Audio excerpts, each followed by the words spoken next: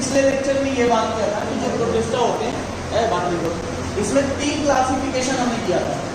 मैंने आपको बोला था कि बेसिकली न्यूट्रिशन के बेसिस पे हम लोग इसको क्लासिफाई करते हैं। पहले वे प्रोटिस्ट आते हैं जो कैसे हैं बेटा, जो आपके हैं ऑटोट्रॉफिक। तो पहले वे प्रोटिस्ट हैं जिनको हम क्या बोलते हैं, ऑटोट्रॉफिक। मतलब इनका न्यूट्रिशन कैसा होगा, बेसिकली फोटो ऑटोट्रॉफिक, लाइट के प्रेजेंस में अपना खाना बनाएंगे, इसीलिए इनको हम लोग फोटोट्रॉफिक या फोटो ऑटोट्रॉफिक प्रोटिस्ट बोलते हैं। दूसरे जो होते हैं जिनको हम लोग बोलते हैं सैप्रोट्रॉफिक। तो सेकेंड इसमें कैटेगरी हम लोगों ने रखा हुआ है सैप्रोट्रॉफिक का। एंड थर्ड एंड लास्ट में जो कैटेगरी इसमें हम लोग पढ़ते हैं बेटा, वो है आपके कंज्यूमर, यानी कि जिसको हम लोग बोलते हैं जो बेसिकली हेटेरोट्रॉफ्स में आते हैं। कंज्यूमर बोलिए या इसको हम लोग हेटेरोट्रॉफ्स बोलते हैं। ठीक है, तो ये 3 कैटेगरीज हम लोगों ने पढ़ा था, ऑटोट्रॉफ्स, सैप्रोट्रॉफ्स और कंज्यूमर। अब इसमें अगर हम ध्यान से अगर इसमें नोट करें तो हम ये नोट कर सकते हैं कि जो ऑटोट्रॉफिक है इनको हमने बोला है प्लांट लाइफ प्रोटिस्ट। ये हमारी फर्स्ट कैटेगरी है जिसको हमने बोला था प्लांट लाइफ प्रोटिस्ट। फिर मेरी दूसरी कैटेगरी हम लोगों ने डील किया था जिसको मैंने बोला था फंगस लाइफ प्रोटिस्ट। इसको आपने बोला कि ये क्या है, फंगस लाइफ प्रोटिस्ट। ध्यान से सुनो, इससे एक क्वेश्चन अभी मैं आपसे पूछूंगा, fungus life protist. And third जो कैटेगरी इसमें आता है उसको अपन लोग बोलते हैं बेटा एनिमल लाइफ प्रोटिस्ट। तो बेसिकली ये क्लासिफिकेशन किसके है, तो ये क्लासिफिकेशन न्यूट्रिशन के है। ये जो तीनों क्लासिफिकेशन मैंने किया है इनका मेन बेसिस क्या है, अगर आपसे पूछता है तो आप बोल देंगे कि तीनों का क्लासिफिकेशन न्यूट्रिशन के बेसिस पे हमने किया हुआ है। तीनों का क्लासिफिकेशन न्यूट्रिशन के बेसिस पे किया, यानी कि न्यूट्रिशन इसमें कैसा है उसके बेसिस पे आपने पहली कैटेगरी बनाई है जिसको आपने लिखा है प्लांट लाइफ प्रोटिस्ट। दूसरी कैटेगरी हम लोगों ने ड्रॉ किया बेटा जिसको हमने लिखा है फंगस लाइफ प्रोटिस्ट। एंड तीसरी कैटेगरी हम लोगों ने ड्रॉ किया जिसको मैंने लिखा है एनिमल लाइफ प्रोटिस्ट। थोड़ा सा क्लासिफिकेशन अगर ध्यान से इसमें करें तो हमारी जो एनसीईआरटी है वो इसके बारे में 3 चीजें बोलती है। इसके बारे में ऑटोट्रॉफिक के बारे में वो ये बोलती है कि इसमें हम लोगों को क्या पढ़ना है, पहले नंबर पे वो बोलती है आपको पढ़ना है बेटा क्राइजोफाइट्स। और इस क्राइजोफाइट्स के अंदर जब आप एनसीईआरटी पढ़ेंगे पेज नंबर 20 तो आपको वहां पे मिलेगा कि जो क्राइजोफाइट्स होते हैं बेसिकली इसमें 2 उन्होंने ग्रुप्स रखे हुए हैं। एक को नाम दिया है गोल्डन एल्गी, एक को नाम दिया है गोल्डन एल्गी जिसका कलर गोल्डन कलर का होता है। बेसिकली ये एल्गी नहीं है, प्रोटिस्टा है। जनरली इसका नाम क्या होता है बेटा, डेस्मिन। तो इसका नाम है डेस्मिन, लेकिन इसको जनरली हम क्या बोलते हैं, गोल्डन एल्गी बोलते हैं। क्यों, क्योंकि उसका कलर ब्राउन होता है। और दूसरा इसमें ग्रुप एक आता है जिसको हम बोलते हैं डाईएटम्स। तो सेकंड इसमें ग्रुप उन्होंने रखा हुआ है डाईएटम्स। हमारे पास जो डिटेल है वो डाईएटम्स के बारे में है। गोल्डन एल्गी का डिटेल हमें नहीं करना है, ना ही एनसीईआरटी में है ना ही क्वेश्चंस में आते हैं। तो हमें जो डिटेल करना है वो डाईएटम्स के बारे में करना है। सेकेंड जो ग्रुप हम लोग को डील करना है इसके अंदर, एक तो हो गया क्राइटोफाइट्स, दूसरे आपके होते हैं डायनोफ्लैजेलेट्स। इसमें से पिछले साल ही क्वेश्चन पूछा हुआ था, तो ध्यान से इस ग्रुप को देखिएगा। डायनोफ्लैजेलेट नाम से पता चल रहा है जहां 2 फ्लैजेला की बात होगी वो डायनोफ्लैजेलेट है। तो ये चीज हम लोग यहाँ डील करेंगे। एंड लास्ट में एक ग्रुप हम डिस्कस करते हैं जिसको बोलते हैं यूग्लिनोइड्स। तो यूग्लिनोइड्स के अंदर बेसिकली हम लोग यूग्लिना की बात करेंगे। यूग्लिना की बात करोगे, इसमें एक ऑर्गेनिज्म का नाम दिया यूग्लिना, इसमें एक ऑर्गेनिज्म का नाम दिया हुआ है गोनेलेक्स। गोनेलेक्स एक ऑर्गेनिज्म है, बेसिकली यहाँ पे हम लोग आगे पढ़ेंगे। तो इसका नाम आप लिख सकते हो, ये है गोनेलेक्स। गोनेलेक्स आगे आप पढ़ोगे जो रेड टाइड कॉज कराता है पूरे सी सरफेस पे। अगर आप देखेंगे तो लाइफ ऑफ पाई मूवी देखा है आप लोगों ने? लाइफ ऑफ पाई नहीं देखा? अरे उसका मूवी है, क्या बोलते हैं, इमरान खान का, बहुत अच्छी मूवी है। उसको आप देखो, आपको उसमें पूरा समुद्रों का ही दिखाया हुआ है। ओशंस बड़े बड़े, उन्हीं का सीन है पूरा। उसमें चमकते हुए रात के टाइम में पूरा का पूरा एक कलरफुल वहाँ पे कंडीशन दिखाई देता है ना, वो कलरफुल, हाँ वो कलरफुल कंडीशन किसकी वजह से होता है, डायनोफ्लैजेलेट्स की वजह से, क्योंकि ये लाइट इमिट करते हैं। लेकिन मूवीज वगैरह में क्या है, उतना कलर जो दिखा रहा है उतना कलर नेचुरली नहीं होता है, वो तो इफेक्ट है जिसके कारण वो उतना कलर दिखा रहा है। लेकिन जब आप देखेंगे तो रात के टाइम पे वहाँ पे आपको कुछ ऑब्जर्वेशन मिल सकता है कैसा वो दिखता है ना। तो ये चीज़ हम करेंगे यहाँ। नेक्स्ट जो बेटा इसमें ये हमने किसकी बात किया है, ये हमने बात किया है इस पहले वाले ग्रुप के बारे में। यानी कि इस पहले वाले ग्रुप में आपने क्या समझा, 3 ग्रुप्स पढ़ने हैं, इन तीनों ग्रुप्स के एग्जाम्पल मैंने आपको दे दिए और इसका डिटेल अभी हम लोग करेंगे। सैप्रोफाइट्स में अगर हम एग्जाम्पल कंसीडर करते हैं तो यहाँ पे उन्होंने नाम लिखा है बेटा स्लाइम मोल्ड्स। यहाँ पे नाम लिखा हुआ है स्लाइम मोल्ड्स। स्लाइम मोल्ड्स जो होते हैं ये फंगस लाइक प्रोटिस्ट हैं, लेकिन आपको रियल में फंगस नहीं है, क्योंकि फंगस के अंदर आपका मल्टी सेलुलर कंडीशन होगा, जबकि ये आपके यूनिसेलुलर कंडीशन में आते हैं ना। तो आगे हम लोग डील करेंगे कैसे मल्टी सेलुलर कंडीशन में चेंज होता है। इसका न्यूट्रिशन बेसिकली कैसा है, फंगस के जैसा है। तीसरा जो कंडीशन हम लोग डील करेंगे यहाँ पे, उसके अंदर हम लिख सकते हैं बेटा कि इसमें सारे के सारे प्रोटोजोन्स आ जाएंगे, सभी के सभी क्या आ जाएंगे, प्रोटोजोन्स। और इस प्रोटोजोन्स में 4 कैटेगरीज आपको पढ़नी है, जिसको क्लासिफाई किया गया है ना। अमीबा पढ़ना है, इसके अलावा फ्लैजेलेटेड प्रोटोजोन्स पढ़ने हैं, सीलिएटेड प्रोटोजोन्स पढ़ने हैं। तो ऐसे 4 कैटेगरीज हम लोग यहाँ पे डील करेंगे। तो ये ओवरऑल एक मैंने आपको क्राइटेरिया समझाया कि आपको पढ़ना क्या है, ये पिछले क्लास में हम लोगों ने देखा। अब स्टार्ट करते हैं यहाँ से, यानी कि ऑटोट्रॉफिक फंजाई जो होते हैं, जिसको हम लोग बोलते हैं ऑटोट्रॉफिक प्रोटिस्ट जो होते हैं, जिनको जनरली हम लोग क्या बोलते हैं, ट्राइलोफाइट्स। इनकी कहानी क्या है और कैसे डील करना है। एक चीज और समझ लेते हैं बेटा, यहाँ पे थोड़ा ध्यान से समझ लो। हम लोगों ने पिछले लेक्चर में बात किया था कि प्रोटिस्टा जो होता है वो एक कनेक्टिंग लिंक बनाता है किनके साथ, प्रोकैरियोट्स के साथ और तीनों ग्रुप्स के साथ, है ना। क्यों ऐसा करते हैं, क्योंकि ये तीनों की कनेक्टिविटी को शो करेगा। तो यहाँ पे हम ये बात कर सकते हैं कि जो हमारे ये प्रोटिस्टा होते हैं वो एक्चुअल में दोनों ग्रुप्स के साथ लिंक है। किसके साथ, प्रोकैरियोट्स के साथ। प्रोकैरियोट्स के साथ इनका कनेक्टिंग लिंक मानते हो प्रोटिस्टा। और ये प्रोटिस्टा जो है, ये प्रोटिस्टा ये तीनों ग्रुप से कनेक्टेड होता है। किससे किससे, प्लांटी से, फंजाई से एंड एनिमेलिया से। एक क्वेश्चन 2017 में पूछा था कि क्या प्रोटिस्टा के लिए कोई एक पर्टिकुलर बाउंड्री है। आप बोलेंगे नहीं है, पर्टिकुलर बाउंड्री नहीं है जिसके अंदर आप उसको क्लासिफाई कर सकते हैं।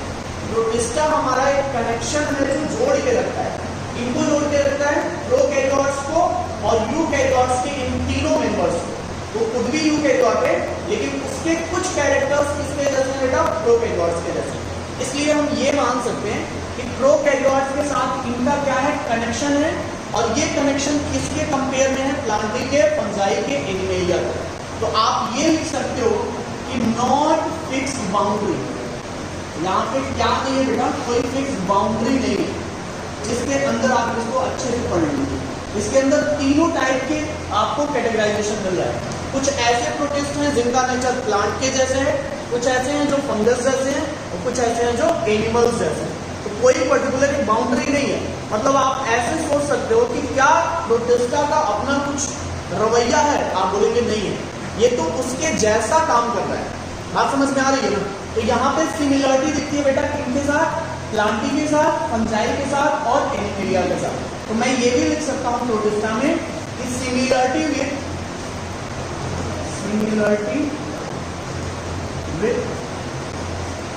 Other kingdom. किसके साथ सिमिलरिटी है बेटा, अदर किंगडम के साथ सिमिलरिटी है।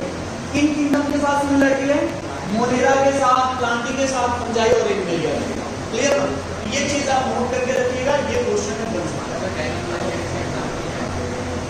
गायनोलेक्स, इसको हम लोग गायनोलेक्स बोलते हैं। जनरली एक और होता है नॉक्टिलुका। नॉक्टिलुका जो होता है रात के टाइम पे लाइट इमिट करने वाले जो ऑर्गेनिजम्स होते हैं उनको बोलते हैं नॉक्टिलुका, है ना। ऐसे बहुत सारे, लेकिन आपकी एनसीईआरटी में केवल ये गायनोलेक्स दिया हुआ है, नॉक्टिलुका नहीं दिया हुआ।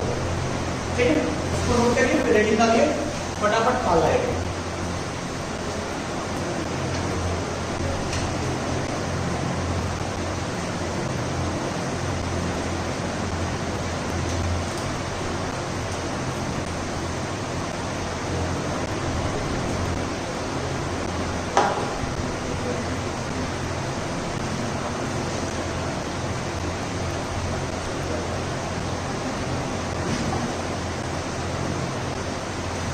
जल्दी लिखो।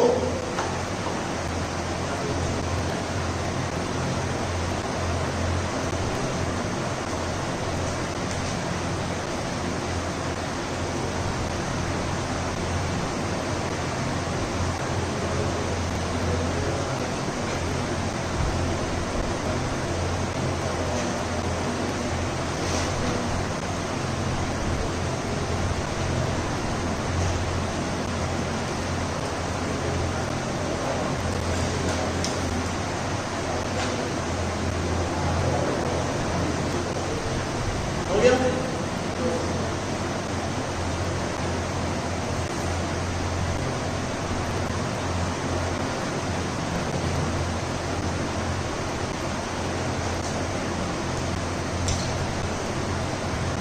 एकदम डिस्टर्बिंग मटेरियल अपने डिस्टर्ब करते हो, उसको भी डिस्टर्ब करो। ये नहीं शांति से जब नोट कराया जा रहा है जल्दी जल्दी पढ़े।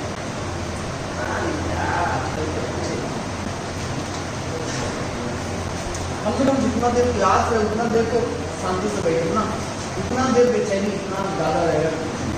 चलिए नेक्स्ट हेडिंग आ जाए। नेक्स्ट हेडिंग को हम लोग स्टार्ट करते हैं यहाँ पे। वो आपका है बेटा प्रोटिस्टा के अंदर पहला क्राइजोफाइट्स है ना। तो चलिए इसमें ऐड करते हैं, पहला हेडिंग डालिएगा क्राइजोफाइट्स। क्राइजोफाइट्स में कुछ बेसिक बातें मैं आपको बता दूं। ये हमारा पहला ग्रुप है प्लांट लाइफ प्रोटिस्ट में, तो मैं इसको लिखता हूं कि ये हमारा प्लांट लाइफ प्रोटिस्ट है वाली चीज। दूसरी बात मैं ये बोलता हूं कि इस क्राइजोफाइट्स को क्लासिफाई किस बेसिस पे किया जाता है, तो हम ये बोल सकते हैं कि जितने भी क्राइजोफाइट्स हैं ये डिफरेंट शेप्स के होते हैं, अलग अलग शेप इनका आपको मिलेगा, डिफरेंट शेप है ना। एक किस किस शेप में हो सकते हैं, अलग अलग शेप के आपको मिल सकते हैं। किस किस शेप के हो सकते हैं, तो हम ये लिख सकते हैं बेटा, हम ये लिख सकते हैं ये राउंडेड शेप के हो सकते हैं, राउंड शेप के हो सकते हैं। इसके अलावा आपको ये रेक्टेंगुलर शेप के दिखाई दे सकते हैं, रेक्टेंगुलर शेप के दिखाई दे सकते हैं। स्क्वायर शेप में आप इसको देख सकते हो, स्क्वायर शेप में आप देख सकते हो।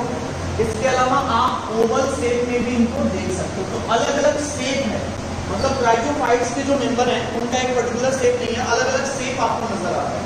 ये चीज मैं बोलूँ क्राइजोफाइट्स में मैंने बोला कि क्राइजोफाइट्स, फिर यूग्लेनॉइड्स और फिर आपको क्या पढ़ना है, डायनोप्लाजियस है ना, ये तीन पढ़ने हैं। हम लोग एक कंपैरेटिव अगर हम स्टडी करें तो कभी भी कंपैरिजन जब करते हो तो आपको क्लियरिटी मिलती है कि क्या चीजें। अच्छा याद रखिएगा बेटा, इस चीज को अपने दिमाग में बैठा के रखिएगा, तीनों ग्रुप्स में या पूरे प्रोटिस्टा में हमें एक्चुअल में क्या डिस्कस करना है, पूरी एनसीईआरटी में क्या हमने मेंशन किया है, एक बाउंड्री समझ लीजिए। क्योंकि ये समझने के लिए या आगे जो भी क्लासिफिकेशन मैं बताऊंगा उनको क्लासिफिकेशन उसी बेसिस पे आपको करना है। क्या क्या चीजें नोट करनी है, ध्यान से समझना कोई भी चीज है ना। जैसे समझ लो मैं बोलूं कि किसी ग्रुप को हमें अगर एक्सप्लेन करना है तो क्या चीज हमें रिक्वायरमेंट है। एनसीईआरटी ने क्या बोला है, एनसीईआरटी ने सबसे पहले वो बात बोला है क्या, हैबिटेट। यानी जो भी आप स्टार्ट करेंगे सबसे पहले आप बात करेंगे उसके हैबिटेट के बारे में, वो कहाँ पाया जाएगा, पहली चीज ये क्लियर होनी चाहिए। दूसरा आप उसके स्ट्रक्चर के बारे में बात करेंगे कि उसका स्ट्रक्चर कैसा है, दिखने में वो कैसे हैं, उनके अंदर सेल वॉल का कंपोजिशन क्या है, सेल कैसा है ना। ये सारे डिस्कशन हम लोग करेंगे स्ट्रक्चर में। थर्ड जो इसमें हम लोग पढ़ते हैं बेटा, जो इसमें डिस्कशन में आता है वो हमारा होता है कि फ्लैजिला है कि नहीं है, फ्लैजिला है कि नहीं, फ्लैजिला या सीलिया प्रेजेंट है कि एब्सेंट है, ये चीज हम बात करेंगे। तीसरी चीज, चौथी बात हम ये करते हैं बेटा, ये करते हैं क्या यहाँ पे कोई पिगमेंट्स है कि नहीं, तो पिगमेंट्स है कि नहीं, और अगर पिगमेंट है तो कौन से पिगमेंट्स हैं, ये चीज हम देखते हैं। लास्ट में अगर मैं बोलूँ तो लास्ट में यहाँ पे थोड़ा सा यूज आप रिप्रोडक्शन के बारे में ले सकते हो, कि रिप्रोडक्शन भी थोड़ा बहुत आपको जानना होगा, लेकिन बहुत ज़्यादा जरूरी नहीं है। एनसीईआरटी के हिसाब से रिप्रोडक्शन उन्होंने कहीं मेंशन नहीं किया है। तो ये चार चीजें इंपॉर्टेंट है। इसके अलावा इस ऑर्गेनिज्म का इंपॉर्टेंस क्या है, क्यों हम उसको पढ़ रहे हैं, ये चीज आपको पता होनी चाहिए, हम उसके बारे में स्टडी क्यों कर रहे हैं, है ना, ये चीज आपको क्लियर होनी चाहिए। तो क्या क्या चीजें हमें देखना है, हैबिटेट पढ़ना है, स्ट्रक्चर्स पढ़ने हैं, फ्लैजला पढ़ना है, पिगमेंट्स पढ़ना है, रिप्रोडक्शन पढ़ना है और इंपॉर्टेंस पढ़ना है। ये 5-6 चीजें मैं हर एक ग्रुप में आपको दिखाऊंगा या बताऊंगा। साथ ही साथ आपको जो भी स्ट्रक्चर्स बताए जाएंगे उसमें प्रॉपर एक डायग्राम होगा जिसके सहायता से आप ये जान पाएंगे कि वो दिखते कैसे। ठीक है, मैंने जैसे लिखा कि ये डिफरेंट शेप के हैं तो मैंने लिखा कि किस किस शेप के हैं। अब इसके बारे में थोड़ी सी क्लियरिटी समझो मैं क्या बोल रहा हूँ। मैंने ये बोला कि हमारे पास अगर मैं इसके हैबिटेट की बात करूं, ध्यान से सुनना मेरी बातों को। अगर मैं बोलता हूं बेटा क्राइजोफाइट्स के हैबिटेट क्या है, तो आप इसको चेक कर सकते हो पेज नंबर 20 पे एनसीईआरटी के। वहां पे उन्होंने क्लियर इस चीज को लिखा है कि mostly found in fresh water as well as marine water, है ना। तो मरीन और फ्रेश दोनों जगह पे ये मिलते हैं। तो मैं लिखता हूं इस चीज को बिल्कुल क्लियरिटी के साथ कि mostly found in marine water, marine मतलब जो पानी रुका होता है ना, marine water as well as fresh water. तो ऐसे ऑर्गेनिज्म आपको याद रखने हैं बेटा कि दोनों जगह पे मिलेंगे। कहां पे, मरीन वाटर में है और आपके फ्रेश वाटर में है। बहते हुए पानी में प्लस रुके हुए पानी में, दोनों जगह पे आपको ये मिल जाएगा पहली चीज। अच्छा, एक कंपैरिजन अगर मैं बताऊं आपको कि ये तो मैंने किसके बारे में बात किया, क्राइजोफाइट्स के। हमें कितने मेंबर पढ़ने हैं फोटोसिंथेटिक में, 3। कितने पढ़ने हैं, 3। यहाँ पे मैं क्लासिफिकेशन आपको कर देता हूँ ताकि आपको आगे बहुत हेल्प मिलेगा इसका। अगर मैंने लिखा बेटा, अगर मैंने लिखा कि क्राइजोफाइट्स जो होते हैं, क्राइजोफाइट्स जो होते हैं इनका हैबिटेट कैसा है, तो आपने बोला सर फ्रेश वाटर में है, फ्रेश वाटर में है और मरीन वाटर में है, मतलब दोनों जगह पे मिलते हैं। आपको बिल्कुल ये क्लियरिटी होनी चाहिए, जितने क्राइजोफाइट्स हैं वो दोनों जगह पे मिल सकते हैं। दूसरी चीज मैं क्या लिखता हूँ, दूसरी चीज मैं ये लिखता हूँ कि अगर मैं बात करूं बेटा डाइनोफ्लैजलेट्स की, याद रखना इस चीज को, अगर मैं बात करूं डाइनोफ्लैजलेट्स की, तो एनसीईआरटी ने बड़ा क्लियर कर इस चीज को लिखा हुआ है कि dinoflagellate only found in marine water, only found in marine water, कभी भी वो फ्रेश वाटर में नहीं मिलेगी। तो only found in marine water मैं ये लिखूंगा, only found in marine water. और अगर मेरे से पूछा जाए कि आपका राय यूग्लिनोइड्स के बारे में क्या है, तो मैं फिर से वही बोलूंगा कि यूग्लिनोइड्स के बारे में भी बड़ा क्लियर कट बोला गया है कि only found in fresh water. Most of the case में क्या होगा, फ्रेश वाटर मिलेंगे, रेयरली क्या है बेटा, मरीन। लेकिन उन्होंने मेंशन नहीं किया है तो हम भी मेंशन यहाँ पे करेंगे नहीं, हम केवल लिखेंगे कहाँ पे पाए जाएंगे बेटा, fresh water, found in fresh water. ये कंपैरिजन आपने किया, ये कंपेयर आपने किया, जहां से एक चीज आपको बिल्कुल क्लियर हो गई कि हमारे पास 3 ग्रुप्स हैं और इनको मैंने क्लासिफाई किया है बेटा किस बेसिस पे, तो आप बोल सकते हो सब इसको मैंने क्लासिफाई किया है हैबिटेट के बेसिस पे। कहाँ मिलेगा, इसके बेसिस पे। क्राइजोफाइट दोनों जगह मिलेंगे, dinoflagellate only found in marine water, जबकि euglenoids only found in fresh water. ये कंपेयर याद रहेगा, fresh marine, marine and fresh. Clear, पक्का, भूलेगा नहीं, इस चीज को अच्छे से याद रखना। अब आ जाते हैं स्ट्रक्चर पे। नेक्स्ट हेडिंग जो हम यहाँ पे स्टार्ट कर रहे हैं, पहला हो गया आपका हैबिटेट, दूसरा स्टार्ट कर रहे हैं जिसको हम बोलते हैं बेटा स्ट्रक्चर। हम बात कर रहे हैं स्ट्रक्चर के बारे में। स्ट्रक्चर के बारे में अगर आप बात करोगे तो ये दिखते कैसे हैं, मैंने बोला डिफरेंट शेप्स के होते हैं। सभी लोगों ने सोप बॉक्स देखा होगा, जिसको हम लोग साबुनदानी बोलते हैं, साबुन रखने वाला डब्बा, है ना। आप साबुन रखने वाला डब्बा अगर देखे हो तो बिल्कुल समझिए कि क्राइजोफाइट्स ही है, वैसे ही आपको दिखेगा।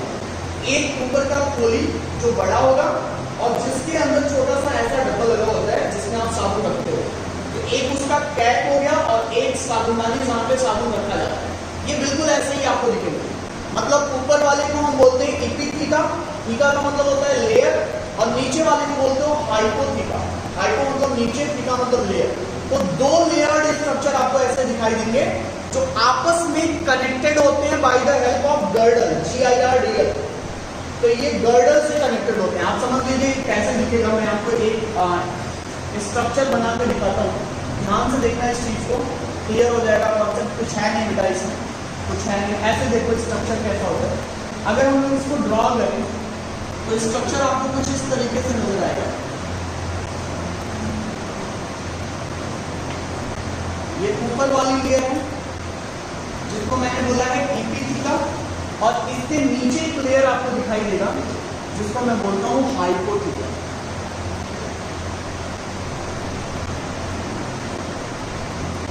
ये ऐसे आपको दिखाई देगा।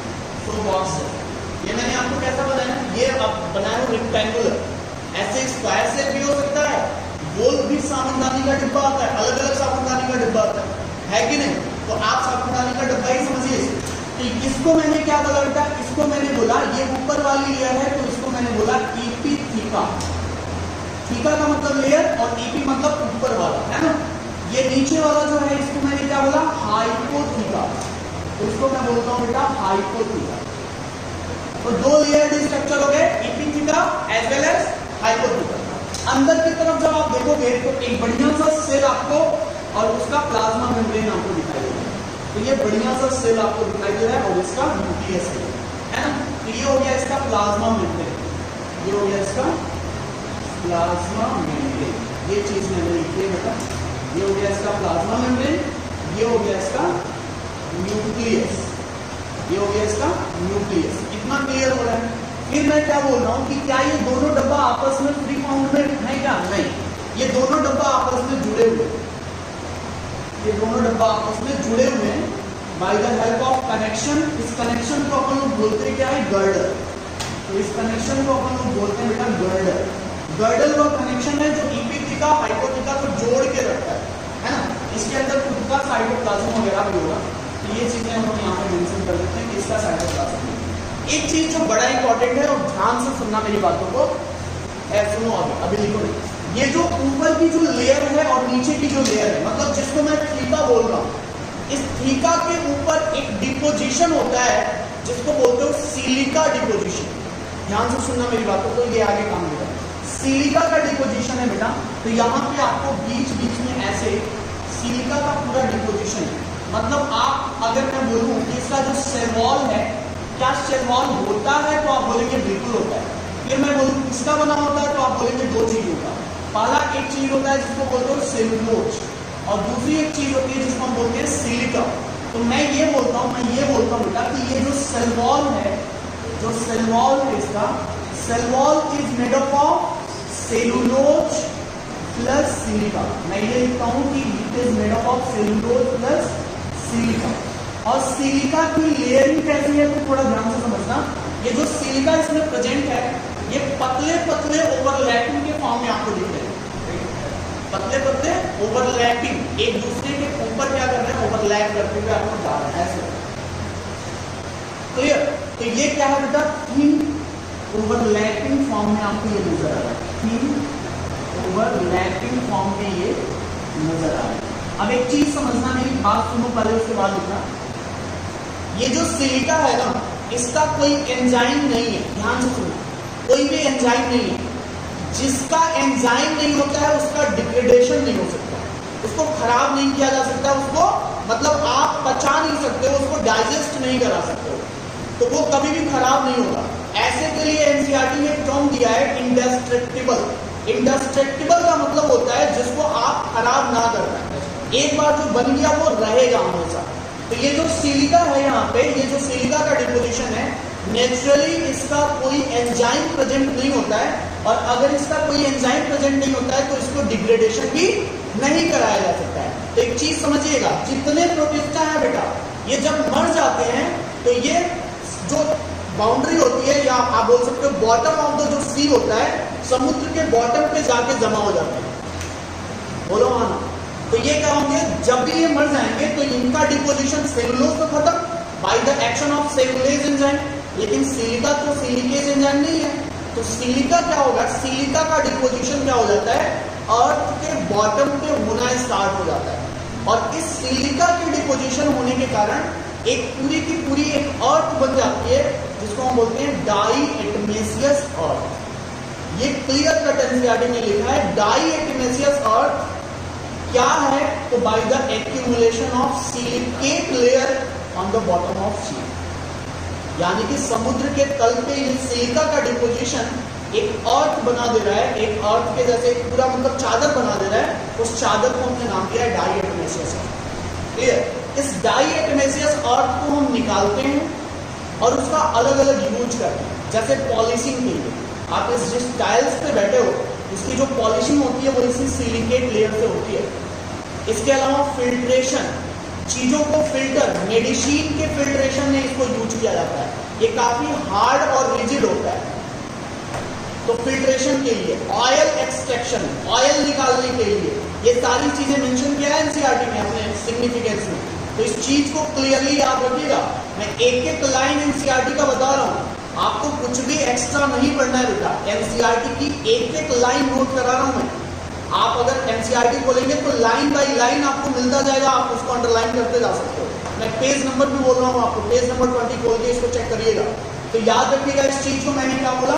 स्ट्रक्चर। स्ट्रक्चर कैसा है बेटा? अलग अलग डिफरेंट शेप के हैं। क्लियर ना? फिर मैंने क्या बोला कि इसके ये स्ट्रक्चर है, इसको बना लियो आप, फटाफट इसको बनाओ, जल्दी लेट ना लो, बहुत बताना है इसको।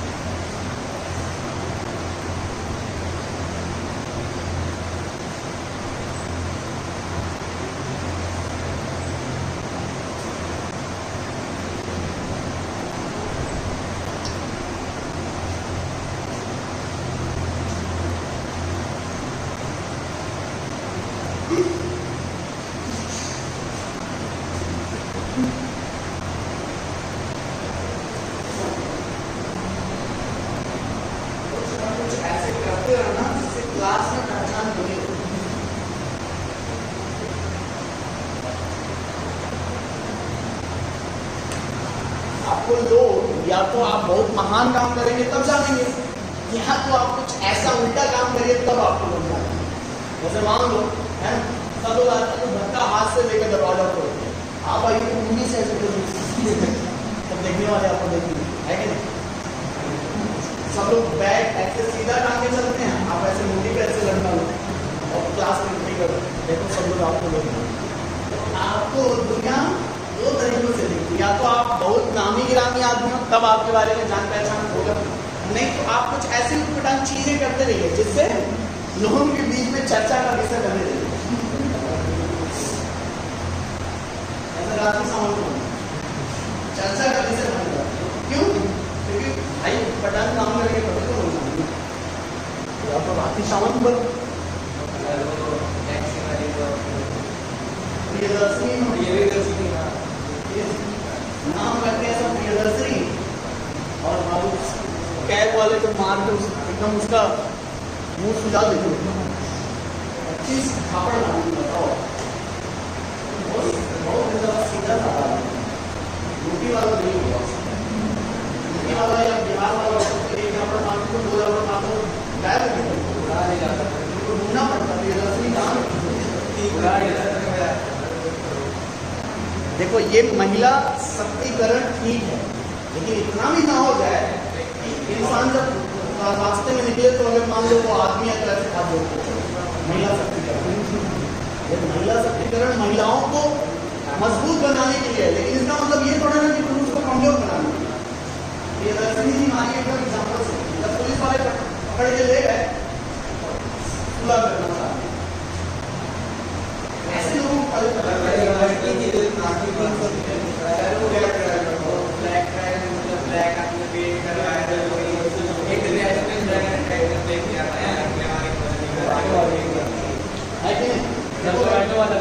एक रहते भाई साहब ज्ञान दे रहे हैं, लड़कियां जो होती हैं वो ईश्वरीय रूप में देवी की रूप होती है।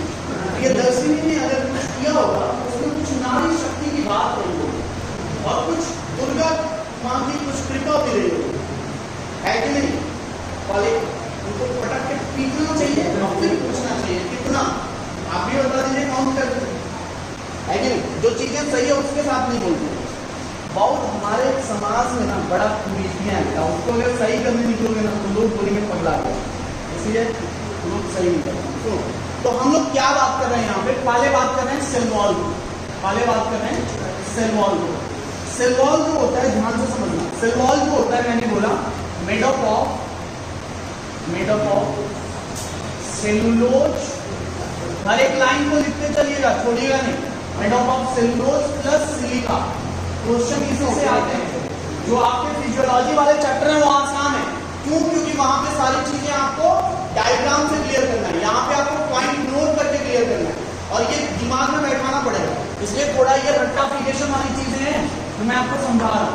तो सेलुलोज प्लस सिलिका का डिपोजिशन, मैंने क्या बोला बेटा? मैंने ये बोला कि सिलिका किस तरीके से अरेंज है, थिन ओवरलैपिंग फॉर्म, ये चीज आपको आना चाहिए। और फिर मैंने क्या बोला कि ये जो थिन ओवरलैपिंग फॉर्म है वो दिखता कैसे है? Like a soap box. कैसा दिखता है? लाइक ए सोप बॉक्स, है ना, साबुनदानी का डब्बा जैसा ये दिखता है। ये बिल्कुल आपको याद रखना चाहिए, क्लियरिटी के साथ याद रखिए। आफ्टर जब डेथ हो जाएगा ऑर्गेनिज्म का, है ना, तो इसका मर मरा गया, तो उसके बाद क्या होगा? तो हम ये बोलते हैं, मैं ये बोलता हूँ बेटा, ध्यान से देखो इस चीज को, मैं ये बोलता हूँ बाय द एक्यूमुलेशन ऑफ, ध्यान से सुना, इधर मैं नोट करके लिखता हूँ इस चीज को,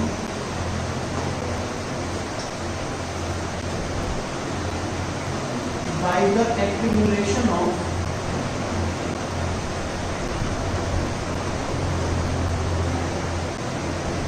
silica on the bottom of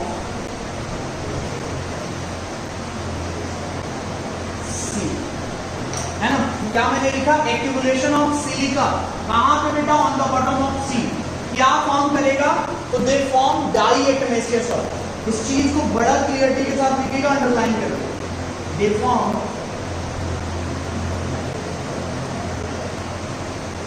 डाइएटमेसियस salt.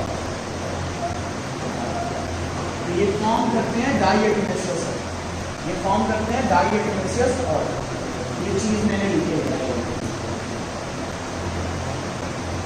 क्या है ये डाइएटमेसियस? तो accumulation of silicate layer on the surface of bottom of sea. Clear? ये चीज हम लोगों ने चलिए इतना क्लियर सबको। अब इसमें आ जाएंगे दूसरी चीज जो हम लोग यहाँ डिस्कस करने जा रहे हैं, वो है इसका, एक हो गया सेल वॉल, दूसरे नंबर पे हमें क्या समझना है, इसमें फ्लैजेला है कि नहीं है। स्ट्रक्चर में मैंने क्या देखा? Cell wall. अब मैं बात करता हूँ कि क्या यहाँ पे फ्लैजेला है कि नहीं है। मैं बोलता हूँ बेटा इन ऑर्गेनिज्म के पास फ्लैजेला नहीं होता है। मैं क्या बोल रहा हूँ? मैं ये बोल रहा हूँ कि इन ऑर्गेनिज्म के पास फ्लैजेला नहीं होता है। तो मैं यहाँ पे लिख सकता हूँ, मैं यहाँ पे ऐसे लिख सकता हूँ कि फ्लैजेला के बेसिस पे अगर मैं इसको देखता हूँ, फ्लैजेला के बेसिस पे अगर मैं देखता हूँ, तो मैं ये लिखता हूं कि फ्लैजेला एब्सेंट है। फ्लैजेला क्या है? एब्सेंट है। और अगर फ्लैजेला एब्सेंट है तो क्या मूवमेंट होगा? नहीं होगा, यानी कि कोई फ्लैजेला नहीं तो मूवमेंट नहीं। तो ये वाटर करंट के साथ ये क्या करते हैं? एक जगह से दूसरी जगह मूव करते हैं। वाटर करंट का मतलब पानी के बहाव होता है ना, तो इसके अंदर मूवमेंट, यानी कि ये जो ऑर्गेनिज्म है बेटा, इनके अंदर मूवमेंट कैसे होता है? तो आप लिखेंगे with the help of water current, with the help of water current, water current, ये चीज आपको लिखनी है। अब एक चीज समझो, जहां पे आप खुद से मूव कर रहे हो वो एक्टिवली है, मतलब मान लीजिए मैं यहाँ से यहाँ चलते गया तो मेरी एनर्जी कुछ खर्च हुई, जिसके बाद मैं मूव किया। जब भी कोई ऑर्गेनिज्म खुद से चलता है तो वहां पे एनर्जी की खर्च की बात होती है, बिना एनर्जी खर्च के नहीं होगा। यहाँ पे ये ऑर्गेनिज्म मान लो यहाँ बैठा हुआ है और पानी का बहाव आया, तो ऑर्गेनिज्म अपना एनर्जी थोड़ी सी खर्च करेगा, वो तो पानी के साथ बढ़ के जा रहा है। तो ये कैसा मूवमेंट हो गया? पैसिव। ये किस टाइप का मूवमेंट है बेटा? पैसिव मूवमेंट है, याद रखना इस चीज को, आगे भी बहुत जगह पे ये टर्म आएगा।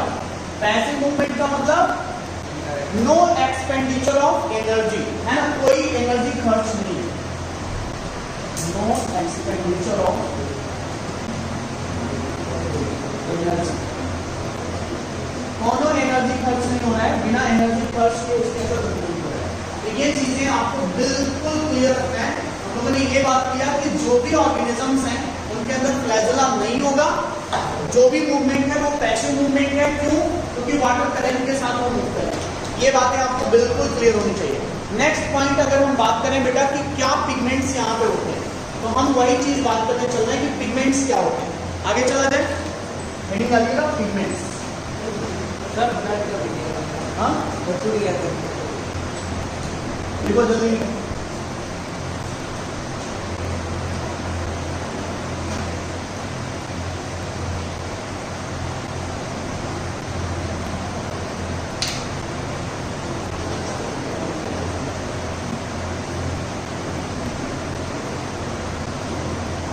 हो गया।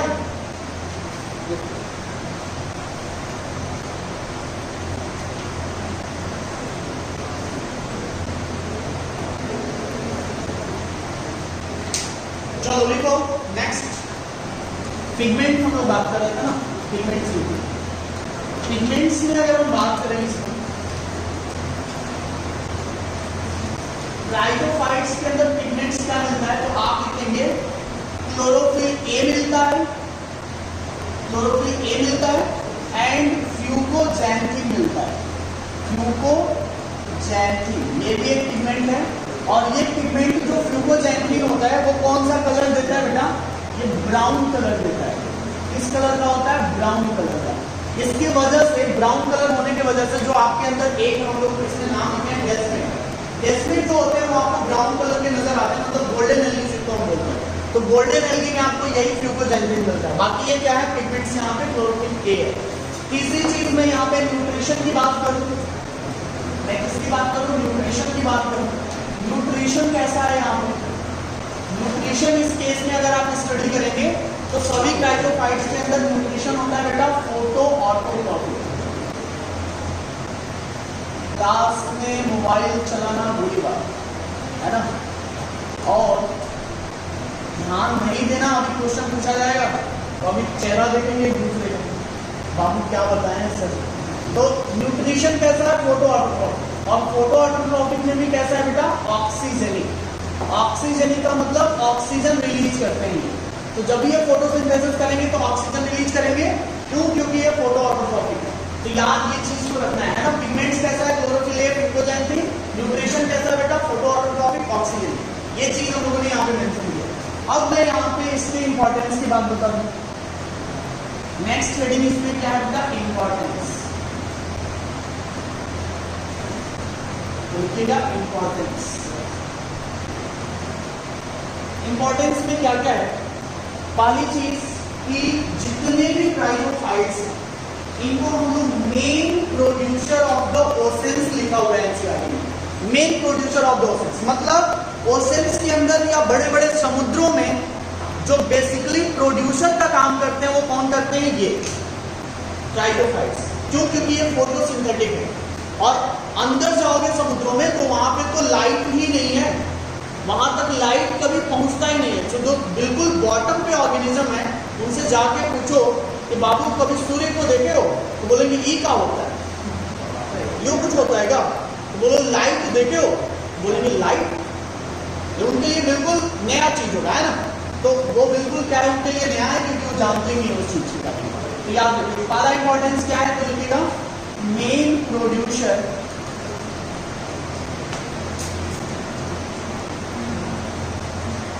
Of the oceans. ओशंस के अंदर मेन प्रोड्यूसर हम कंसीडर करते हैं किसको, इनको, क्राइटोफाइट्स को। दूसरी चीज क्या लिखी हुई है, दूसरी चीज ये लिखी हुई है कि इनके अंदर ये क्या करते हैं बेटा, इनके एक्यूमुलेशन से, सिलिका के डिपोजिशन या एक्यूमुलेशन से एक लेयर बनता है जिसको हम बोलते हैं डाइएटमेसियस। और इसको एक्सट्रैक्ट करके अलग अलग यूज किया जाता है, फिल्ट्रेशन के लिए, पॉलिशिंग के लिए, या और भी काम में इसको क्या किया जाता है, यूज में लिया जाता है। तो लिखेगा next point, bye the accumulation of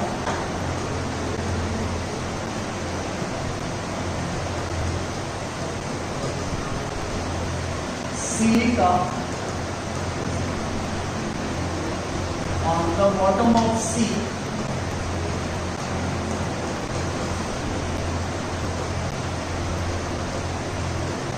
they form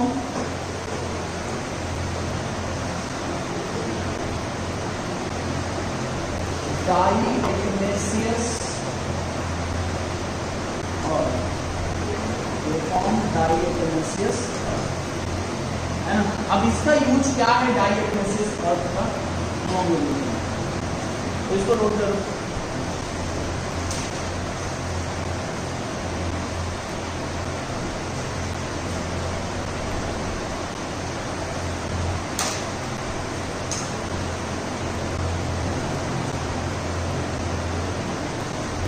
अब इसका यूज देखिए क्या क्या है। पहला, पॉलिशिंग में यूज किया जाता है, टाइल्स वगैरह पॉलिशिंग में यूज किया जाता है। दूसरा, फिल्ट्रेशन में यूज किया जाता है। तीसरा, एक्सट्रैक्शन ऑफ ऑयल्स किए जाते हैं इससे, है ना। चौथा, मेकिंग ऑफ सिरप, अलग अलग टाइप के सिरप बनाए जाते हैं जो पीने के लिए यूज किया जाता है। तो ये बहुत सारे यूजेस हैं इसके, है ना। लिख लीजिएगा इसको, फिल्ट्रेशन में या फिर उसके लेयर सिरप बनाने के लिए यूज किया जाता है, अलग अलग चीजें।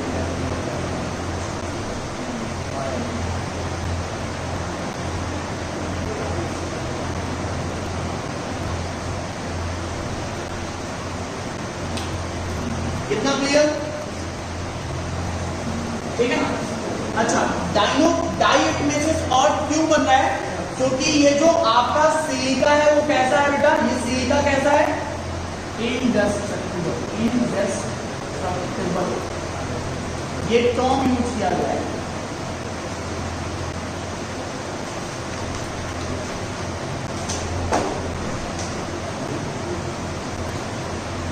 इसको मैं हिंदी में लिख देता हूं, जिसका कोई एंजाइम ना हो,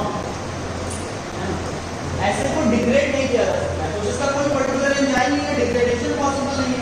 डिग्रेडेशन नहीं मतलब आप क्या है, वो इंडेस्ट्रक्टिबल है, तो वो बिल्कुल क्या, जैसे पॉलीथीन हो गया, पॉलीथीन का कोई एंजाइम नहीं है, इसलिए पॉलीथीन क्या है, चारों तरफ बिखरा होता है, खत्म नहीं होता है ना। उसको एक फॉर्म से दूसरे फॉर्म में कन्वर्ट किया जा सकता है, लेकिन उसको खत्म नहीं किया जा सकता। ये चीज मैंने बोला। तो चलिए, ये आपको हो गया क्लियर, बिल्कुल यहाँ तक बातें समझ में आ गई। सारे पॉइंट्स अच्छे से नोट कर लीजिएगा। नेक्स्ट हेडिंग इसमें ऐड करते हैं, नेक्स्ट इसमें लिखे दूसरा डायनोफ्लेजेलेट्स। तो नेक्स्ट हेडिंग डालो डायनोफ्लेजेलेट्स।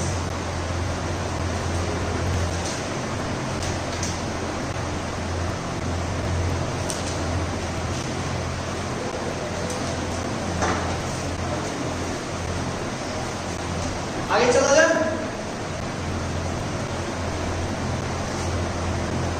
जल्दी लिखो। चलिए नेक्स्ट हेडिंग डालिए डायनोफ्लेजेलेट्स।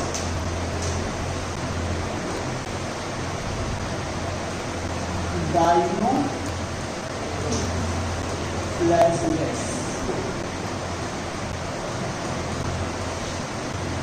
नाम से पता चल रहा है ना, डायनो का मतलब दो, फ्लैजेलेट्स का मतलब फ्लैजेला। तो हम सीधे पॉइंट नोट करते हैं यहाँ पे कि ऐसे ऑर्गेनिज्म जिसके पास दो फ्लैजेला है, टू फ्लैजेला, वैसे ऑर्गेनिज्म को हमने क्या बोल दिया, डायनोफ्लेजेलेट्स। लेकिन बहुत सारे ऑर्गेनिज्म है जहां पे दो फ्लैजेला है ना। लेकिन यहाँ पे हमने क्या टर्म यूज किया, डायनोफ्लेजेलेट्स। तो बेसिकली पहला केस मैंने क्या स्टडी कर रहा हूँ, डायनोफ्लेजेलेट्स, जिसको मैं बोल रहा हूँ ऑर्गेनिज्म के पास दो फ्लैजेला होगा। एक चीज समझना, हम लोगों ने ट्राइटोफाइट्स में क्या बोला कि उनके अलग अलग शेप होता है ना। यहाँ पे बेटा डिफरेंट डिफरेंट कलर्स होते हैं, फाउंड इन डिफरेंट कलर।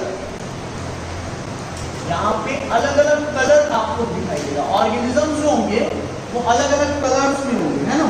अब ये कलर की हम बात कर लेते हैं, कौन कौन सा कलर लिखा हुआ है एनसीईआरटी में। एनसीईआरटी ने लिखा हुआ है कि सबसे पहला एक कलर होता है रेड कलर, पहले होता है ब्लू कलर, फिर होता है आपका रेड कलर, फिर होता है आपका येलो कलर एंड लास्ट में बेटा ब्राउन कलर। तो ये 4 कलर एनसीईआरटी ने लिखा हुआ है, अच्छे से याद रखिएगा। 4 कलर ऑर्गेनिजम्स के हो सकते हैं। तो पहले में आपने बोला कि सर अलग अलग शेप के हो सकते हैं, है ना। मैं यहाँ पे बोल रहा हूँ कि जो डायनोफ्लैजेलेट्स होते हैं वो अलग अलग कलर के हो सकते हैं। कलर का नाम भी मेंशन मैंने किया है जो एनसीईआरटी ने लिखा है। अब आगे आ देखिए, नेक्स्ट जो हम लोग यहाँ पे स्टार्ट कर रहे हैं वो ये स्टार्ट कर रहे हैं, सुनो ध्यान से, यहाँ पे ये स्टार्ट कर रहे हैं। पहले हम क्या बोलेंगे यहाँ पे हैबिटेट, हम क्या लिखेंगे हैबिटेट। आपने अभी लिखा कि हैबिटेट इसका कैसा है, बोलो हैबिटेट कैसा है इसका, फ्रेश वाटर है, मार्कर अंदर कर देंगे, marine water, on marine water. यहीं पे दिमाग है कि चूड़ी उड़ी वाले क्या दिमाग है, माउंटेन मरीन वाटर, है ना। तो मरीन वाटर में ये पाए जाते हैं। सेकंड पॉइंट आपको ये नोट करना है कि पहला हो गया हैबिटेट, दूसरा मैं लिख रहा हूं बेटा स्ट्रक्चर वाइज अगर बात करोगे तो देख लेते हैं क्या है। इसका जो सेल है, इसका जो शेल है बेटा, सेल वॉल है, इसमें सेल वॉल प्रेजेंट है, इन ऑर्गेनिजम्स में सेल वॉल क्या है, प्रेजेंट है। एंड मेड अप ऑफ, मैं ये लिखता हूं इसका बना हुआ है, तो हम ये लिखते हैं made up of cellulose, cellulose का बना हुआ है। और ये सेलुलोज कोई नॉर्मल सेलुलोज नहीं है, सेलुलोज एक्यूमुलेट कई जगह होकर के प्लेट का फॉर्मेशन कर दिया है, जिसको बोलते हो बेटा सेलुलोजिक प्लेट, है ना। तो ये क्या फॉर्म कर दिए हैं, सेलुलोजिक प्लेट। तो अभी इस स्ट्रक्चर में देखिए कैसा है ना। मैं आपको बता रहा हूं, page number 21 figure number 2.4 check करेंगे आप एनसीईआरटी में, आपको मिलेगा क्या उन्होंने बनाया हुआ है, डायग्राम चेक कर लो बेटा। 2.4 में उन्होंने डायग्राम दिया है डायनोफ्लैजेलेट्स का, कैसा दिया हुआ है ध्यान से समझना। स्ट्रक्चर पहले देख लो फिर बनाना। ये आपको बिल्कुल ऐसे आपको नजर आएंगे, ये डायनोफ्लैजेलेट्स का स्ट्रक्चर समझिए। ये आपको ऐसे, ये बीच से मतलब पीछे से आप जब इसको देखोगे तो ये 2 है, पीछे से अगर देखोगे तो 2 है, आगे से ये फ्यूज है इसलिए 1 दिखाई दे रहा है ना। मतलब अगर मैं पीछे से इसको ड्रॉ करूं तो ये आपको ऐसे 2 नजर आएंगे और इनके बीच में एक गड्ढा नजर आएगा, क्लियर। लेकिन सामने से देखते हैं ये फ्यूज नजर आता है, कोई चीज पीछे से आपको डिवाइडेड है और सामने से वो क्या है बेटा, सामने से वो चिपका हुआ है। ऐसा हो सकता है कि नहीं, हमारा ब्रेन होता है, अभी तो ब्रेन को अगर आप देखेंगे तो क्या है, एक पोजीशन पे क्या हुआ है, चिपका हुआ है और बाकी बीच में खाली ऐसे है। आप उसको ऐसे 2 हेमिस्फीयर में डिवाइड कर सकते हो, लेकिन ऐसा थोड़ा नहीं कि एक हेमिस्फीयर इधर लेके भाग जाओ, एक हेमिस्फीयर। तो क्या है, एक जगह पे क्या है फ्यूज है और एक जगह पे फ्री है। बात समझ में आ रही है। तो ऐसे सामने से देखने में ये फ्यूज नजर आते हैं, पीछे से आपको ऐसे खुला हुआ नजर आएगा। और ठीक यहाँ पे अगर आप देखोगे तो आपको ऐसे नीचे भी एक स्ट्रक्चर नजर आएगा जो आपको क्या होगा, इस तरीके से नजर आएगा, क्लियर। तो अगर आप पीछे से देखते हो तो आपको 4 ऐसे सेगमेंट दिखाई देंगे, लेकिन अगर हम लोग इसको सामने से देखें तो इसमें आपको केवल 3 ही सेगमेंट नजर आता है, एक सेगमेंट नजर नहीं आता है। ध्यान से इस चीज को समझिए। तो आप इसको देखोगे तो आपको कुछ ऐसे नजर आएंगे, है ना। इसको मैं मिटा देता हूँ, क्लियर रखना इस चीज को, ऐसे आपको नजर आएगा। अब मैं क्या बोला, मैंने ये बोला कि यहाँ पे 2 ग्रुप आपको नजर आएंगे। ध्यान से देखो इस चीज को, यहाँ पे आपको ये जो गड्ढा दिखाई दे रहा है, ये जो गड्ढा आपको दिखाई दे रहा है, ये जो गड्ढा है इसको हम बोल सकते हैं कि ये ग्रूव है। ग्रूव का मतलब एक खाली जगह, ये क्या है बेटा, ये खाली जगह, एक गड्ढा है ना। क्या है ये, एक गड्ढा है। और कैसा गड्ढा दिखाई दे रहा है, हॉरिजॉन्टल। कैसा है ये, हॉरिजॉन्टल। तो इसको मैं बोल सकता हूँ कि ये पहला ग्रूव है जिसको हम बोल रहे हैं हॉरिजॉन्टल ग्रूव है, हॉरिजॉन्टल ग्रूव है। फिर यहाँ पे मुझे एक गड्ढा दिखाई दे रहा है, ये है ना, यहाँ पे एक गड्ढा दिखाई दे रहा है। ये कैसा है, वर्टिकल, ऐसा लाइन दिखाई दे रहा है ना। तो मैंने इसको क्या बोला, ये कैसा ग्रूव है बेटा, वर्टिकल ग्रूव है। ये है बेटा वर्टिकल ग्रूव। तो हमारे पास कितने ग्रुप हो गए, 2। एक हॉरिजेंटल और एक वर्टिकल। याद रखना इन दोनों पे एक एक फ्लैजला होगा, इन दोनों पे क्या है, एक एक फ्लैजला है। मैं इधर बना देता हूं आपके लिए, ध्यान से समझना। एक फ्लैजला आपका ऐसे हॉरिजेंटल है ना, एक फ्लैजला ऐसे हॉरिजेंटल है और दूसरा फ्लैजला आपका ऐसे वर्टिकल है। क्लियर? तो कितने फ्लैजला हो गए? एक ये horizontal flagella, horizontal group contain horizontal flagella, vertical group contain vertical flagella. इसलिए मैं इसको बोलता हूं बाइफ्लैजला या डाइमोफ्लैजला। क्लियर इतना? इसके अलावा आपको मैंने क्या बोला कि इसके स्ट्रक्चर्स को अगर मैं ध्यान से देखता हूं तो हमें इसमें सेलुलोज का डिपोजिशन होने के साथ कुछ प्लेट्स बनते हुए नजर आते हैं, पतले पतले इसमें प्लेट्स नजर आएंगे और ये प्लेट्स आपको कुछ ऐसा नजर आएगा जैसे मछली का कांटा आपने देखा होगा, ठीक वैसे ही आपको ये नजर आता है। मछली अगर आप खाते हो बेटा तो उसके कांटे को आप निकाल के फेंक देते हो, है ना। अगर आप जानवर क्यों नहीं, जानवर हो गए, जानवर को बोल, जानवर में भी कुछ कोटि के जानवर जो होते हैं बेटा वो कांटा नहीं खाते, है ना। हम लोग कुछ कोटि के जानवर में आते हैं, इसलिए उसके ऊपर का जो कांटा होता है उसको निकाल देते हैं, कहीं आप डाइजेस्ट करना स्टार्ट नहीं कर पाएंगे, है ना, प्रॉब्लम हो जाएगी। लेकिन अगर आप आदि मानव टाइप के इंसान फॉर एग्जाम्पल, तब आप उसको कर सकते हो, है ना, ये आप समझ सकते हो। तो ध्यान से देखो, ये सेलुलोजिक प्लेट मैं आपके लिए बना रहा हूँ, ये कैसे दिखते हैं ध्यान से देखो इस चीज। ये सेलुलोजिक प्लेट बिल्कुल आपको ऐसे डिजाइन में, है ना, ऐसे डिजाइन में आपको नजर आता है, बिल्कुल ये सेलुलोजिक प्लेट्स हैं। तो ये स्ट्रक्चर आपको मैंने समझाया, ये क्या है तो मैं बोल सकता हूँ ये सेल है इसका, ये क्या है, सेल है, और ये क्या है, सेलुलोजिक प्लेट, ये क्या है, सेलुलोजिक प्लेट्स। क्लियर है मेरी बात? इतना समझ में आ रहा है पक्का? अब इस फ्लैजला का थोड़ा सा मूवमेंट समझना। मान लो ये डाइनोफ्लैजला है, मान लो ये डाइनोफ्लैजला है, एक फ्लैजला ऐसा लगा हुआ है और दूसरा फ्लैजला मान लो ऐसे लगा हुआ है। क्लियर? अब क्या होगा थोड़ा समझना, ये नीचे वाला जो फ्लैजला है ये ऐसे नीचे धक्का मारेगा तो बॉडी ऊपर जाएगी, क्लियर? और ये वाला जो फ्लैजला ये इधर धक्का मारेगा तो बॉडी इधर जाएगी। तो मूवमेंट कैसा दिखता है, ये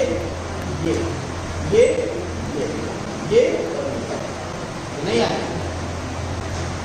जिधर फ्लैजला प्रेशर डालेगा उसके अपोजिट साइड में क्या होगा, मूवमेंट होगा। तो ये मान लो फ्लैजला इधर है, तो फ्लैजला अगर इधर धक्का मारा तो बॉडी उधर मूव करेगी, और नीचे अगर करेगा तो बॉडी ऊपर जाएगी। नहीं, एक साथ मूवमेंट नहीं होता है, अलग अलग मूवमेंट होता है, इसीलिए तो बॉडी में ऐसा मूवमेंट है।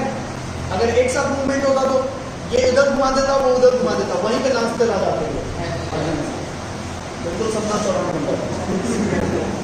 तो ध्यान से समझो इसको, है ना, तो इसको सपना चौधरी नहीं बनाना।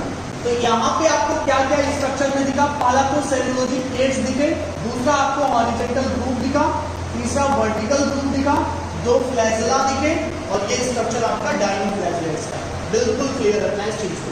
सेलुलोजिक प्लेट्स होते हैं यहाँ पे, कोई भी चीज, मैं क्या बोल रहा हूँ, मैं ये बोल रहा हूँ, मतलब यहाँ पे आपको सिलिका जैसी कोई चीज नहीं है, क्या है का सिलिकेट की लेयर नहीं है, तो सिलिका का डिपोजिशन की बात भी नहीं है। इसको फटाफट बनाइए फिर आगे चलिए।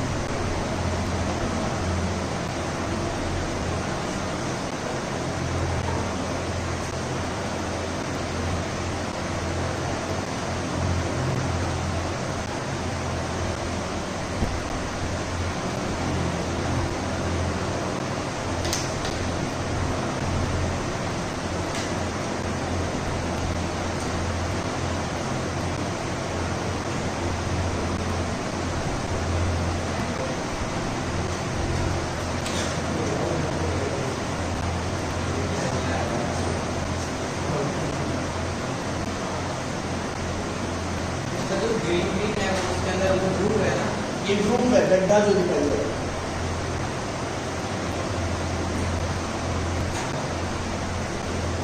जल्दी बनाओ बेटा, तो बहुत उसमें ज्यादा पढ़ना है।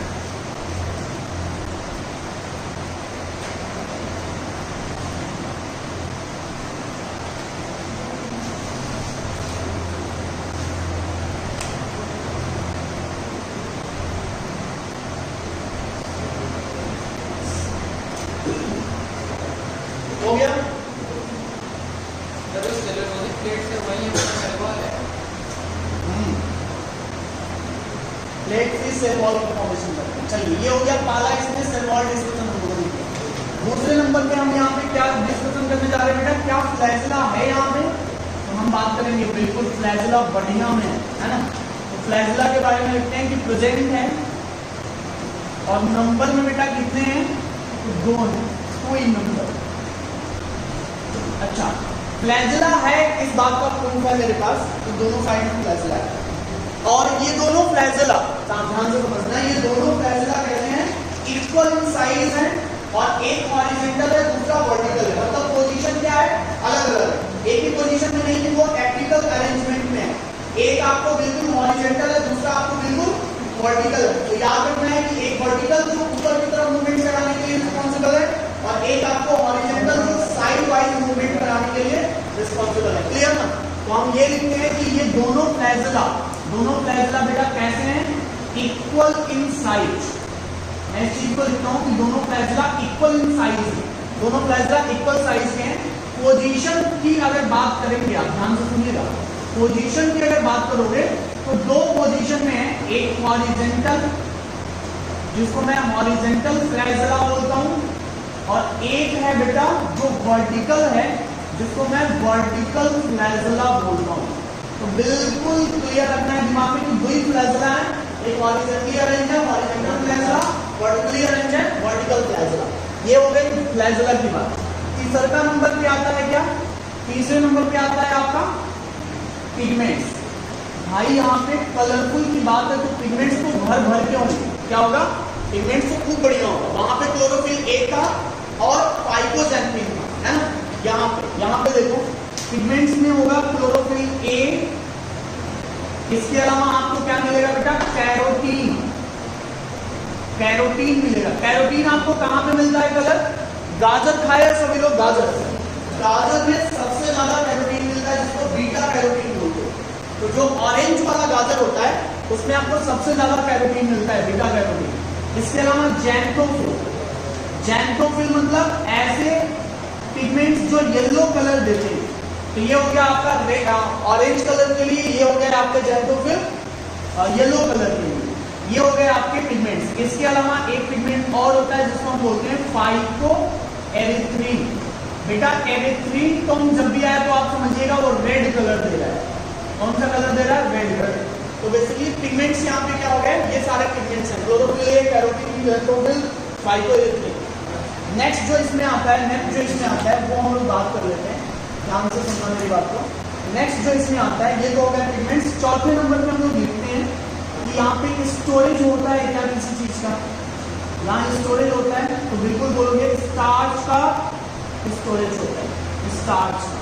आप पूछ सकते हो सर पिछले वाले लेक्चर में आपने स्टोरेज नहीं बताया, वहां पे आप लिखना चाहो तो लिख सकते हो, एनसीईआरटी नहीं लिखी हुई है। ल्यूकोसिन का वहां पे मतलब इसके पहले जो ट्राइकोफाइट्स पढ़े हैं वहां पे स्टोरेज किसका होता है, ल्यूकोसिन का।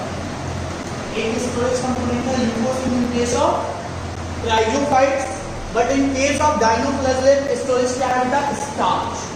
स्टार्च का क्या होता है, स्टोरेज होता है। 5वें नंबर पे मैं ये लिखता हूँ डायनोफ्लैजिलेट्स के बारे में कि जो भी डायनोफ्लैजिलेट्स हैं इनका प्रॉपर स्ट्रक्चर वाइज मैंने कैसे क्लासिफाई किया, अलग अलग ये कलर के होंगे, क्या होंगे, अलग अलग ये कलर के होंगे। अब दूसरी चीज मैंने क्या बोला कि इसके अंदर फ्लैजिला बिल्कुल होगा, पिगमेंट्स होंगे, स्टोरेज होगा, है ना। या ये न्यूट्रिशन के बेसिस पे कैसे हैं, तो हम लिख सकते हैं कि ये न्यूट्रिशन के बेसिस पे है बेटा फोटो ऑटोट्रॉफिक। मैं लिखता हूँ इस चीज को, ये कैसे हैं, फोटो ऑटोट्रॉफिक, मतलब लाइट के प्रेजेंस में अपना खाना बनाते हैं। और मोड इसका कैसा होगा, तो मैं लिख सकता हूँ कि ये ऑक्सीजनिक, मतलब ऑक्सीजन रिलीज करते हैं। तो ये भी चीज आप अच्छे से याद रखिएगा, ऑक्सीजनिक है, फोटो ऑटोट्रॉफिक, ये बिल्कुल अपने दिमाग में ले रखिए। ज़ैंथोफिल आपका येलो कलर देता है, ज़ैंथोफिल आपका येलो कलर। क्लियर है, इतना सबको क्लियर है, कोई डाउट नहीं है। अब इसमें है ना, इसका इंपॉर्टेंस समझना पड़ेगा। अगर हम बोले तो इसका क्या क्या रोल है, डायनोफ्लैजिलेट का काम क्या है। डायनोफ्लैजिलेट बेसिकली एक बायोल्यूमिनेसेंस के जैसे काम करते हैं। बायोल्यूमिनेसेंस का मतलब they can emit light, light emit करते हैं, जिसके वजह से प्रॉपर एक कलर, जुगनू देखा होगा आपने रात, तो जैसे रात के टाइम में जुगनू चमकता है, समुद्रों के किनारे अगर आप जाते हो तो समुद्र भी एक खास तरीके में या खास कलर में आपको चमकते हुए नजर आएंगे। वो चमक किसके कारण है? इंडिडाइरेक्ट मैजिलेट्स की वजह से। क्लियर? कुछ आपको मेंबर्स, जैसे एक मेंबर का नाम एनसीईआरटी ने दिया हुआ है गोनोलेट्स। गोनोलेट्स जो होते हैं ये रेड कलर के होते हैं, और इस रेड कलर के कारण पूरे समुद्र में आपको एक प्रॉपर हल्का रेड कलर, रेडिश कलर आपको रात के टाइम पे दिखाई देता है। तो कभी आप रात के टाइम पे अगर समुद्र घूमने जाइए, ऐसा नहीं कि आप रामगढ़ ताल चले जाइए, तो वहां पे लाइट का इफेक्ट दिखेगा, है ना। तो समुद्रों में बड़े बड़े समुद्र जो होते हैं उनके किनारे कभी जाइए, है ना, रात के टाइम पे 12 बजे 2 बजे ऐसे। लेकिन ये सोच रही है कि वहां से बच के आना भी है, भूत की चिंता वहां पर नहीं करना, है ना। कई लोग जाएंगे भूत की चिंता करें, बेटा वहां पर भूत नहीं होगा, गोनोलेट्स होगा। तो गोनोलेट्स देख के अगर रेड कलर का चमकेगा तो ये मत बोल देना कि चुड़ैल है ना, उपायों की चीज है ना, तो चुड़ैल चमक रही थी ऐसा नहीं बोल देना। तो वहां पे क्या होगा, उसका डिपोजिशन हो जाता है, जिसके कारण वो एक प्रॉपर लाइट कलर एमिट करते हैं रेड कलर का, और उसको बोलते हो रेड टाइड। ये टर्म मेंशन किया हुआ है, रेड टाइड। रेड टाइड क्या है? तो गोनोलेट्स के अपीयरेंस के कारण एक प्रॉपर रेडिश कलर का चारों तरफ कलरफुल स्ट्रक्चर बनता है, जिसको बोलते हो रेड टाइड। ये दिमाग में समझ में आ रहा है? कौन सा मेंबर है? गोनोलेट्स। इसके बारे में हम लोग अगले लेक्चर में नोट करेंगे कि ये मेंबर कैसे काम करता है। फिर हम लोग अगले लेक्चर में यूग्लिनॉइड्स का स्ट्रक्चर देखेंगे। चलिए, इतना क्लियर है सबको? चलिए, थैंक यू सो मच, मिलते हैं अगले क्लास में।